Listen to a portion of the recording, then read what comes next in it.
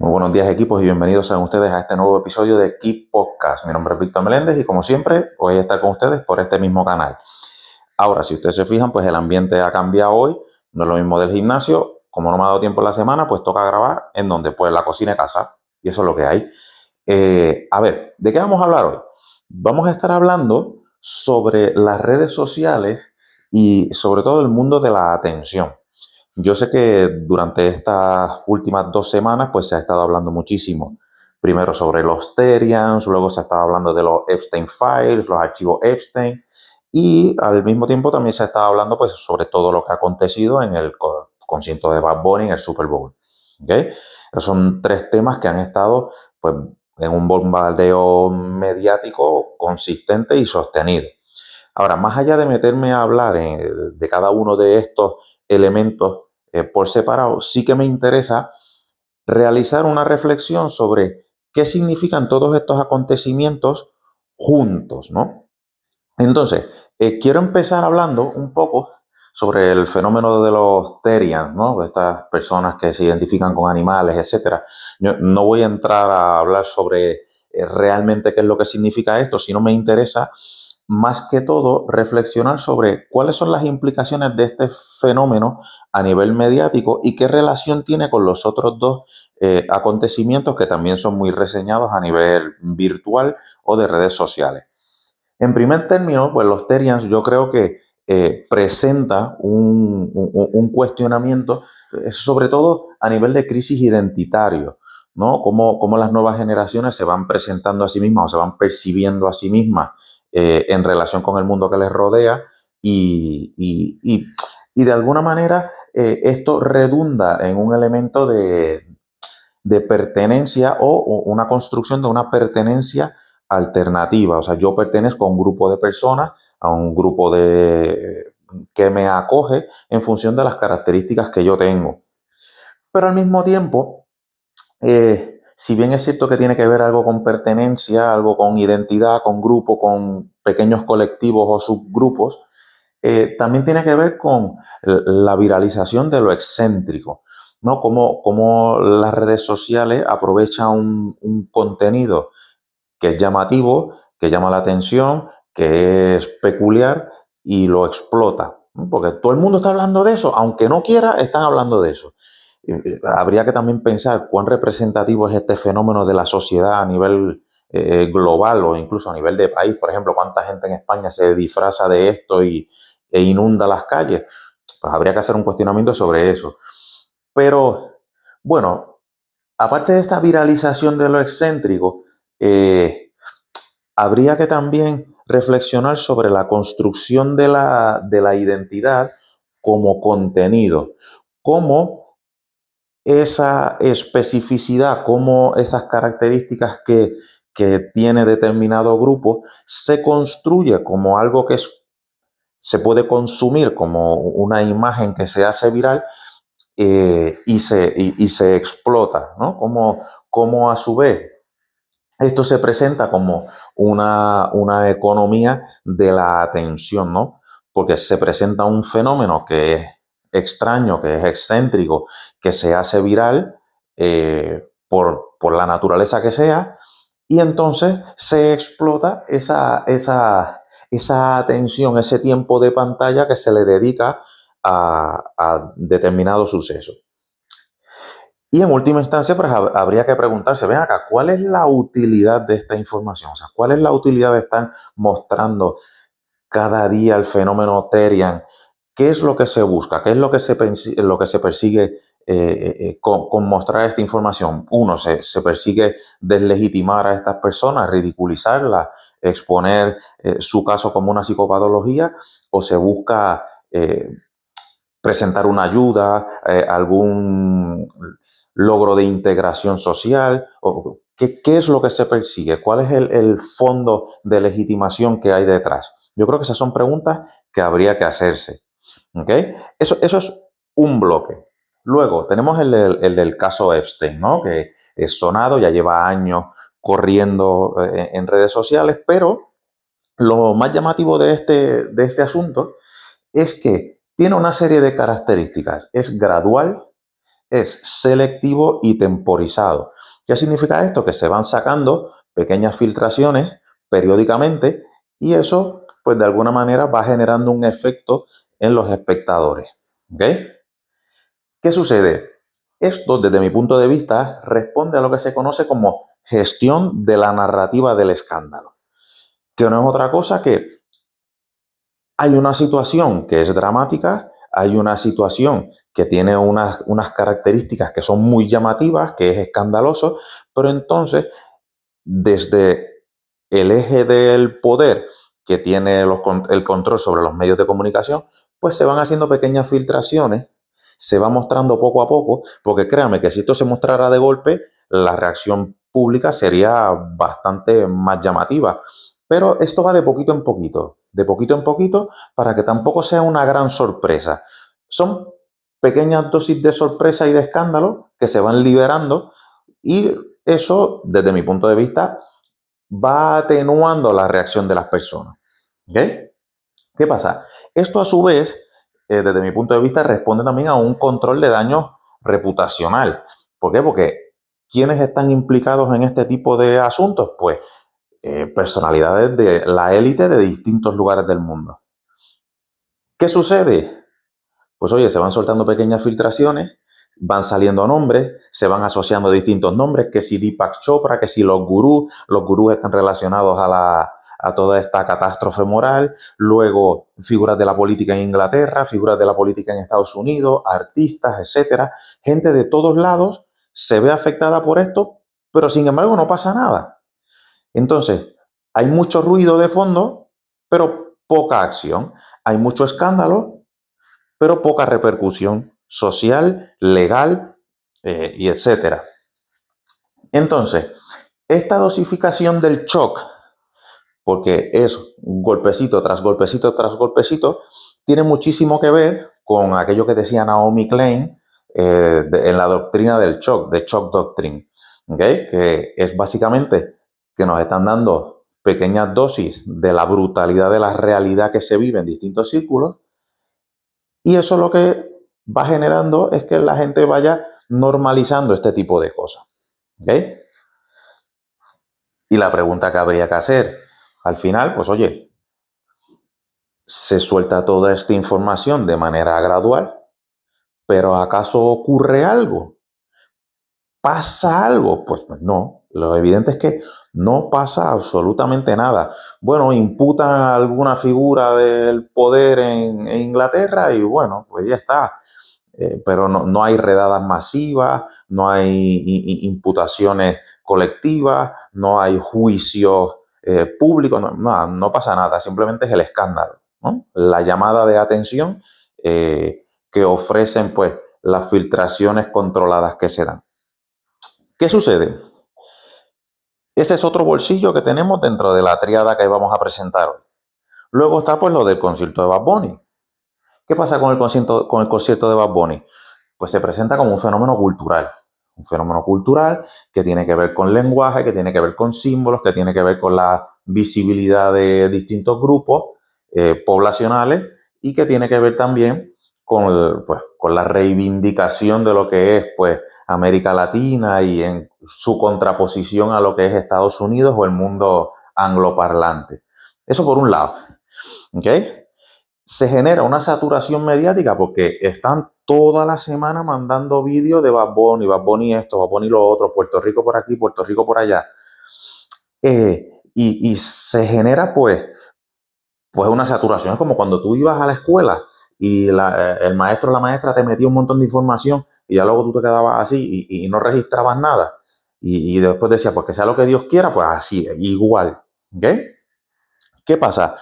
Este mensaje de pluralidad, etcétera, tiene un componente de polarización. ¿Por qué? Porque hay gente que no se identifica con el mensaje, hay gente que dice que Bad Bunny es un cafre, hay gente que dice que cómo puede ser el representante de la revolución latinoamericana, y se empiezan a dar una serie de ideas que verdaderamente no vienen al caso y generan confrontación. Entonces está cada uno desde su burbuja defendiendo posiciones, criticando la otra, y no se tiene una visión de conjunto de cuál es la verdadera utilidad de toda esta información que se está presentando en la esfera virtual.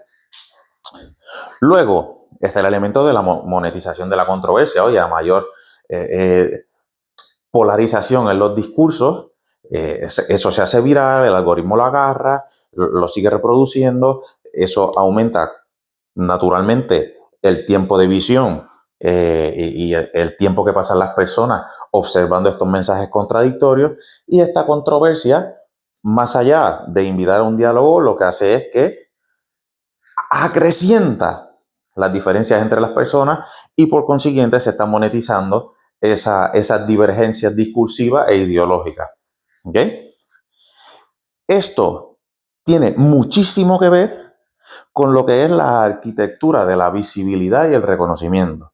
¿Por qué? Porque Bad Bunny lo que hizo al final fue simplemente presentar una realidad que viven millones de personas. Oye, ustedes son invisibles. Hay gente que se ha encargado de ponerles una alfombra por encima para que nadie los vea, pero eso no quita el hecho de que están ahí. Y este señor lo que ha hecho es decir, mire, está pasando esto, y se ha generado un caos. Se ha generado un caos y que está muy bien, pero al mismo tiempo equipararlo como el líder de la revolución, oye, pues no, utiliza una plataforma que es muy útil para mandar un mensaje que también es útil para la gente que está arriba y para la gente que está abajo. ¿Okay? O sea, es que eso no se puede perder de perspectiva y que tiene que ver con cómo se estructuran los distintos discursos dentro del marco macrosocial, donde hay una gente que tiene unos poderes, hay otra gente que tiene otros poderes, y esos poderes dialogan, y si bien es cierto que no se ponen en común, pero luchan por coexistir uno con otro, unos por dominar y otros por hacerse visibles. ¿Okay? Entonces yo creo que eso es algo que debemos tener muy, muy presente. ¿Qué sucede? Estos tres acontecimientos, desde mi punto de vista, muestran tres elementos a considerar en relación a la atención, que yo denomino como distintos bloques de atención. Por ejemplo, los Therians presentan un bloque de atención que tiene que ver con lo extravagante, con pues, crisis identitarias, con posiblemente crisis identitarias a nivel generacional, porque si bien es cierto que este fenómeno no es nuevo, el hecho de que se le esté dando mayor visibilidad ahora, pues nos tendrá que decir algo sobre las nuevas generaciones que también se van asociando con él. Y al mismo tiempo, pues presenta de alguna manera un llamado a la observación y al entendimiento de las psicopatologías, que va a ser un tema muy, muy, muy recurrente, sobre todo en un mundo donde todo se resuelve de inmediato y sobre todo un mundo donde hay demasiado cambio muy rápido y que ya es muy difícil saber reconocer lo que es real de lo que es aparente.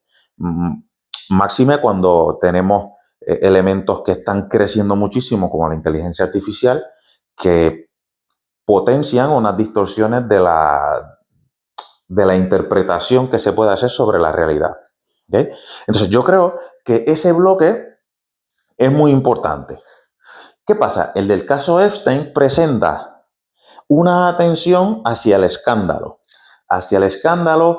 la degeneración, la degradación, todo aquello que es morboso, ¿ok? Y incluso podría invitar a los ojos a mirar a la perversión. ¿Con qué finalidad? Pues oye, no creo que sea con la finalidad de resolverlo, sino más bien con generar unos sentimientos en relación a eso que no se saben bien a dónde van a desembocar. ¿Okay? ¿Qué pasa? El asunto de Bad Bunny, ¿con qué tiene que ver? Tiene que ver con la performatividad, con poner en escena, con escenificar, pues un imaginario cultural. Tiene que ver con la relación entre cultura y poder, entre sometimiento e invisibilización, y tiene que ver necesariamente con un patrón de unificación y polarización, que son dos fenómenos que son aparentemente contradictorios, pero forman parte de un mismo hilo. ¿Okay? ¿Por qué? Porque si bien es cierto que ese show generó un montón de unión dentro del pueblo latinoamericano, dentro del incluso imaginarios de la democracia, ¿ok? Por otro lado, pues generó otras ronchas porque hay gente que no quiere validar esas posiciones y por lo tanto intenta sepultarlas. Entonces, se da unidad por un lado, se da polarización por otro y entonces son dos procesos que están operando entre sí. Ahora bien, estos tres bloques de atención compiten en lo que yo podría denominar como el mercado cognitivo o, más aún, el mercado de la atención. ¿Y qué significa esto? O sea, hay que recordar que nosotros vivimos en un sistema denominado como el sistema capitalista y la atención a través de las redes sociales se ha monetizado. ¿Qué significa esto? Que a más tiempo tú pases mirando determinada cosa, hay gente que genera un beneficio capital y unos rendimientos de ese tiempo invertido ahí. Por lo tanto, ¿por qué se están moviendo no solo las empresas, los influencers y la economía, bueno, un sector de la economía en general? En acaparar tu atención. ¿Y cómo acaparamos tu atención? De estas tres formas. Presentando cosas extravagantes, presentando puntos de conflicto y presentando situaciones que aparentan ser un poco extrañas y presentan crisis identitarias o nuevas formas de moverse en el mundo. ¿Okay? Están esos tres ejes. ¿Vale? Entonces, tomando en consideración que estos tres bloques forman parte de el mercado cognitivo o el mercado de la atención, habría necesariamente que reflexionar sobre el hecho de que estos tres temas fungen como elementos potenciales de distracción de otros acontecimientos que son reales, que son políticos, que están sucediendo, pero están sucediendo aparentemente en la sombra, detrás de todo este bombardeo discursivo sobre cosas que verdaderamente pues, no van a cambiar nuestra situación de vida. ¿Qué sucede? Toda esta información genera un desplazamiento de la propia información que es relevante. Entonces, es como si estuviésemos mandando pequeñas avalanchas de información y vamos desplazando todo ese contenido que se va generando y se va arrastrando toda esa información relevante y termina por la parte de atrás donde es casi invisible. Y entonces, ¿qué sucede? Esto es lo que genera un fenómeno como, que se conoce como la saturación cognitiva, que es lo que decía ahorita, ¿no? Cuando tú ibas a la escuela, te metían un montón de información, y ya tú no registrabas más nada. O sea, tú estás toda la semana escuchando Bad Bunny, Bad Bunny, Bad Bunny, Bad Bunny, Bad Bunny, Bad Bunny, Bad Bunny. Buah, tú ya terminas harto de Bad Bunny. Luego los Terian. Luego vas a escuchar montonazos sobre qué. Sobre Epstein. No que si Trump, no que si el otro, no que si Clinton, no que si ahora van a poner a la otra a testificar. Qué estrés. Y sigue ahí. Y luego ahora, cuando eso se acabe, pues vendrán pues todo el asunto de los UFO o los ovnis, ¿no? Que existen los extraterrestres, van a desclasificar todos los files de extraterrestres y todo el mundo enterándose de que existe vida además de nosotros. Y claro, que eso es lo que viene, o sea, eso ya se está cocinando. Pero bueno, se va desplazando la información, se va generando un bloque muy denso en la cabeza de las personas, pues para que no pensemos sobre los acontecimientos verdaderamente importantes. Esto, a su vez, ocurre al unísono por diferentes plataformas digitales. O sea, no es como antes que tú tenías tres periódicos, pues el de izquierda, el de centro y el de derecha. Entonces tú leías y si querías ver una posición u otra, pues ibas a esos tres. Ahora tienes 1.000.000 de plataformas, todas bombardeándote un montón de cosas sobre lo mismo, con pequeños matices y cambios en los discursos para generar una saturación en tu mente. ¿Ok? ¿Qué pasa? Esto se ve severamente afectado por el funcionamiento de los algoritmos. Entonces, si resulta que a ti te salió el Terian y tú clicaste ahí, sabes que vas a ver Terian durante 3 semanas. Si tú clicaste en los Epstein Files, sabes que vas a ver 18.000 vídeos de lo mismo y te sigue saliendo, aunque tú no quieras, aunque cierres los ojos, ahí están los vídeos, en las notificaciones. Qué estrés. Y a través del funcionamiento de estos algoritmos, pues se genera pues una serie de bolsillos de opinión, y son distintas burbujas sociales que no interactúan entre sí, sino que construyen una realidad aparente dirigida solo a las personas que consumen ese contenido. Entonces tienes un montón de bolsitas en el entorno social de gente que piensan de la misma manera, que creen lo mismo y que reciben un mismo estímulo de lo que aparentemente está ocurriendo allá afuera. ¿Okay? Entonces, ¿qué sucede? Estas microtribus o grupos de ideologías o pensamientos comunes se van constituyendo y coexisten dentro del mundo de la inmediatez. ¿Qué significa esto? Que existen en un mundo que evoluciona al minuto.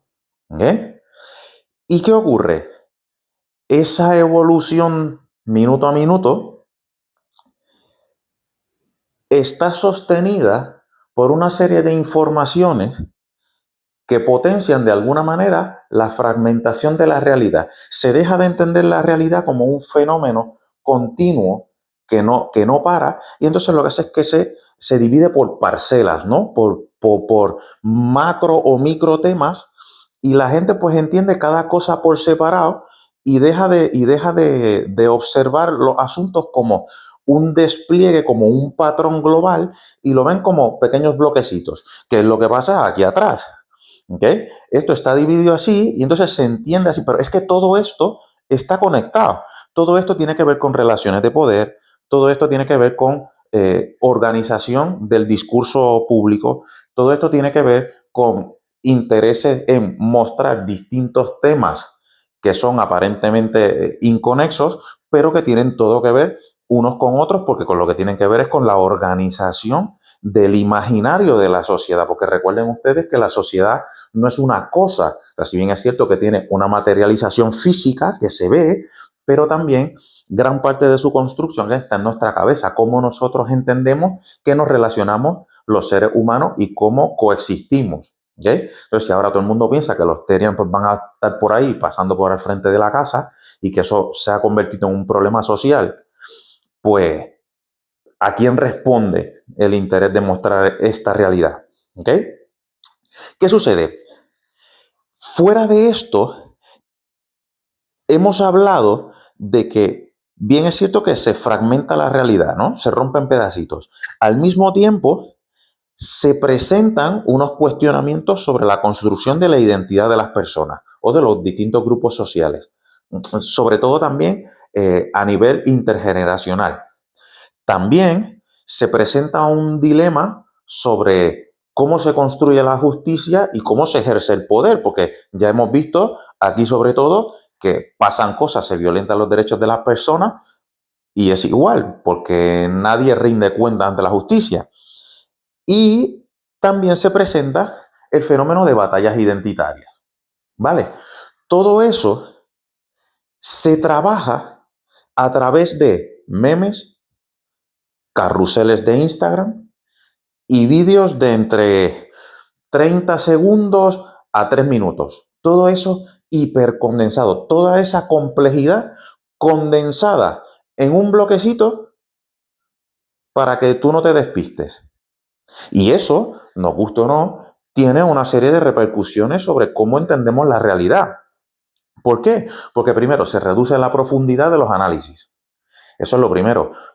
Algo tan complejo como las relaciones de poder a nivel discursivo dentro de la sociedad se reduce a un vídeo de 1 minuto. Y si lo entendiste bien y si no lo entendiste, pues bien también.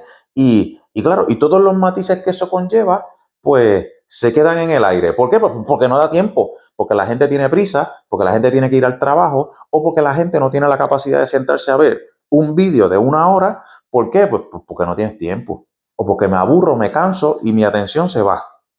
Entonces, eso debería presentar un cuestionamiento importante sobre cómo nosotros primero gestionamos el tiempo y cuál es la calidad de nuestros procesos de interpretación y de apropiación de la realidad a través de nuestros sentidos. Yo creo que eso habría que darle una vuelta, ¿sí o no? Luego, la tribalización o el feudalismo interpretativo. O sea, cómo se va organizando la sociedad por distintos bloques de gente que piensa de la misma manera porque hay un algoritmo que establece cómo es que tú vas a recibir esta información. Pues yo creo que eso presenta un asunto muy importante a considerar. O sea, cómo nos estamos relacionando con gente afín a nosotros en función de nuestros ideales y ese ideal lo va construyendo una cosa que no sabemos bien qué es. ¿Ok? Y sobre todo es ese algoritmo que atrapa e incentiva nuestra atención. O sea, encima nos consume tiempo vital y mientras consume nuestro tiempo vital, al mismo tiempo nos va organizando la cabeza, si es que no tenemos esa capacidad de discernimiento, para creer determinadas cosas y enfrentarnos a otras. ¿Okay? Yo creo que este es un fenómeno que también habría que observar y que cada uno en su sano juicio y en la quietud de su hogar debería darle una vuelta a cuál es el tipo de contenido que consume. ¿Ok? Y por otro lado está el elemento de la aceleración emocional. Porque claro, tú estás viviendo estímulo tras estímulo, tras estímulo, tras estímulo. Eso te genera una serie de emociones y de sensaciones, pero es que ni siquiera tienes el tiempo suficiente para sentirlas, procesarlas y exteriorizarlas. Y yo creo que eso es una gran cosa. ¿Por qué? Porque los procesos, esa traducción de la interpretación de la realidad, esa construcción emocional y ese proceso, ese procesamiento de la emoción a través del cuerpo, pues se ve de alguna manera violentado, ¿no? Por la avalancha de informaciones que se tiene. Y yo creo que eso también hay que tenerlo en consideración. Entonces, esta serie de efectos que yo he mostrado, ¿no? Aquello que tiene que ver pues con la profundidad del análisis, con los distintos pequeños reinos, ¿no? De interpretación, el feudalismo interpretativo y aquello que tiene que ver con ese procesamiento o esa aceleración emocional, producto de la saturación de información. Todo eso genera, desde mi punto de vista, genera una serie de nodos, ¿no? De conglomeraciones eh, de atención dentro de lo que se podría denominar como el capitalismo informacional. Me explico. Tenemos que entender que socialmente se habla del capitalismo, sobre todo desde el punto de vista de la izquierda, ¿no? El capitalismo como esa cosa mala que nos destruye. Pero yo creo que hay que profundizar un poco más en el entendimiento de qué es lo que implica el concepto del capitalismo. El concepto del capitalismo realmente, o sea, más allá de ser simplemente un sistema económico, o sea, un sistema de organización económica, tiene otros componentes que son fundamentales. Por ejemplo, es un sistema de organización moral. Con lo que tiene que ver esto es que el capitalismo como sistema relacional entre las personas potencia una serie de ideas que tienen que ver con lo que está bien y está mal dentro de la relación con el otro. Y no solo con la relación con el otro, sino la relación con las instituciones que ejercen poder sobre nosotros. ¿Okay? Y cuando yo hablo de la moral, tiene que ver necesariamente con aquello que yo he interiorizado como normativo y con el grado de culpa que yo siento ante la definición de lo que está bien y lo que está mal. Me explico, para nosotros es perfectamente normal levantarnos todas las mañanas para ir a trabajar, para poder generar un capital y poder pagar nuestra casa donde vivimos. Eso para nosotros es normal. Pero si viniese un extraterrestre y dijera, oye, ven acá, ¿cómo eso que tú pagas, tú vas a trabajar, empleas tu tiempo, entonces alguien ha decidido que tu tiempo vale tanto Entonces te remuneran por el tiempo de vida que tú inviertes en un trabajo que ni siquiera es tuyo, sino que es propiedad de alguien más. Y encima el dinerito que a ti te dan, tú tienes que invertirlo para pagar un espacio donde tú puedes vivir para poder sostener tu vida. ¿Eso tiene algún tipo de sentido? Pues bueno, dentro de nuestro sistema social, eso tiene todo el sentido del mundo. ¿Ok? Pero yo creo que habría que pensar sobre ello también. Entonces, este tipo de relaciones que se da dentro del capital y que se conciben como normales, pues es lo que potencia que hoy en día se conciba como normal que uno pase 20 minutos mirando vídeos relacionados a un tema que el algoritmo decidió que es el que yo quiero ver porque yo he pinchado en uno de ellos, y que haya alguien que derive un valor monetario del tiempo que yo empleo en ver esa serie de vídeos que casi no puedo frenar porque a la que se acaba uno ya automáticamente me sale otro. Entonces estoy ahí casi cautivo de la pantalla. Una pantalla que no se mueve, pero ahí está mi atención. ¿Okay? Entonces, ¿qué sucede? El capitalismo como ordenamiento moral, socioeconómico, normativo, y que establece un orden en cómo nosotros nos vamos a relacionar, pero ojo, que eso no es el capitalismo como una cosa aparte, sino que somos los seres humanos los que dentro de este ideal del capital hemos establecido esas relaciones y las hemos normalizado y hemos considerado que está bien, ¿vale? Ese ordenamiento que pasó de ser y de aprovechar la mano de obra de las personas ha pasado a explotar la atención de las personas. Una atención que va dirigida a la información. Entonces, se ha dado un cambio sustancial en la manera de generar capital y riqueza a, en vez de explotar a las personas físicamente, o de hacer uso del esfuerzo físico de las personas, a explotar la atención o el tiempo pasivo de mirada a una pantalla. Entonces, yo creo que esa diferenciación es muy importante, porque no es lo mismo tener a un trabajador en una mina o en una gran fábrica durante 8 horas apretando tornillos y que esa persona asuma que es normal, que tiene que estar 8 horas apretando tornillos ahí para que luego le paguen X cantidad, que es una fracción del valor real de su trabajo, que una persona que está sentada en el sofá de su casa mirando una pantalla y eso esté generando riqueza en otro lugar. O sea, es un cambio muy importante a la hora de el entendimiento del sistema social. ¿Qué sucede? Entonces, ¿qué sucede? Que básicamente el punto de creación de riqueza que se fundamenta en la atención tiene que ver con temas que se presentan, temas que tienen que ver con política, con identidad, con cultura, con relaciones de poder, que tiene que ver con reconocimiento sociocultural, que tienen que ver con culturas que antes habían sido invisibles y ahora resulta que son visibles, pero que responden al beneficio que genera el conflicto entre esas nociones de poder, de los que invisibilizaron a unos y los que están luchando por ser visibles. Por otra parte, una atención que tiene que ver con la cultura, con la valoración de lo que está bien y está mal, con lo que es legal, con lo que es ilegal y todo el conflicto social que eso genera y toda la tensión que llama hacia lo morboso, hacia lo inaceptable. Y por otro lado, la burla que puede generar estas personas que se visten de animales, los cuestionamientos a la sanidad mental, el vacilón que se genera de que si mi hijo sale terian, pues yo le entro a correazo y le quito lo de animal a bofeta limpia.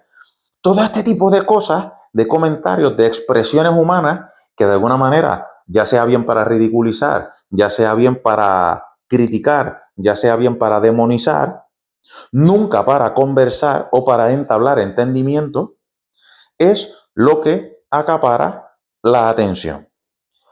Y esta atención es conducente hacia una monetización, hacia un beneficio para distintos sectores poblacionales, y esto tendría que presentarnos serias preguntas sobre hacia dónde se dirige el diálogo social, hacia dónde se dirige la naturaleza de los sistemas democráticos y hacia dónde se dirige el empleo de los discursos públicos. ¿Okay?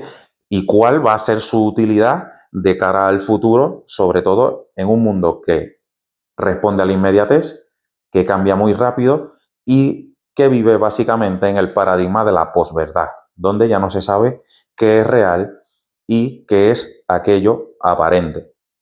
Entonces, con estas consideraciones y con estos planteamientos, pues yo les dejo para que lo reflexionen, para que lo mediten, y si tienes preguntas, si quieres decir algo, pues escríbelo ahí abajo, y muchísimas gracias por haberme escuchado este ratito, y bueno, a ver si el próximo episodio sí que sale en el gimnasio, no en la sala de casa.